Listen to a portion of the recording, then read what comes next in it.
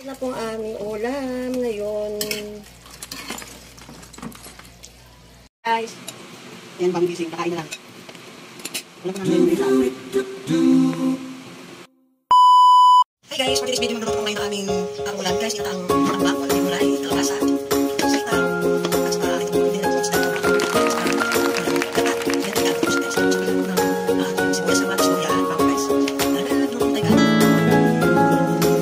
yan, ready to cook na. Start na po tayo magluto. Maglagay po tayo ng kalahating tasang water.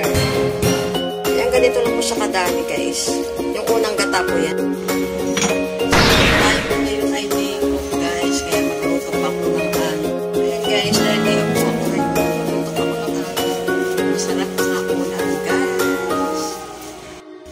Guys, bigay na po sa luwag po ka ng gatas. Ito po yung unang gatas guys.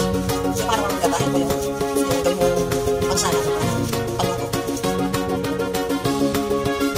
Guys, second time mo po ito. Lagi na yung stick para pinagulong po ng pagsalita guys. Ito lang ang kawali at ilagay po sa luwag. Yan na yung tuloy na po ang kawali. Wala lang po tubig. Kaya lagyan na po natin ng mantika. Next po natin ilagay po yung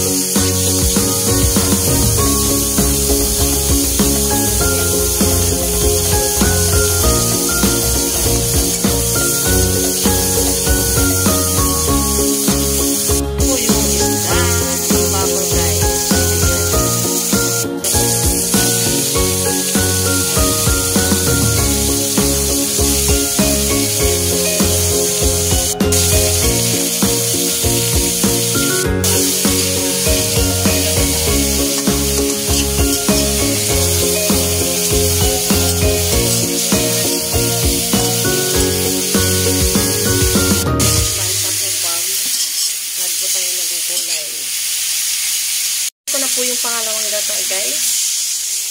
Ilalaga po muna natin yan. Napakarami pong sabaw. Lagyan na po ako ng salt. Ayan, pampalasa. At black pepper. Saka konting magic sarap. Lagyan rin po ako ng sukang tuba guys. Ayan, galing pong antike yan guys. Konti lang nang ilagay. Ayan, kumukulo na. Ilagay na po natin yung kalabasa, guys.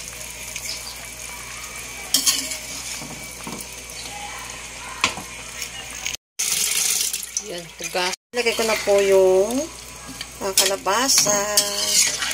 Ayan, napakasarap po yan, guys. Sunod po natin yan, ilalagay po natin mamaya yung pinakalas, yung unang gata.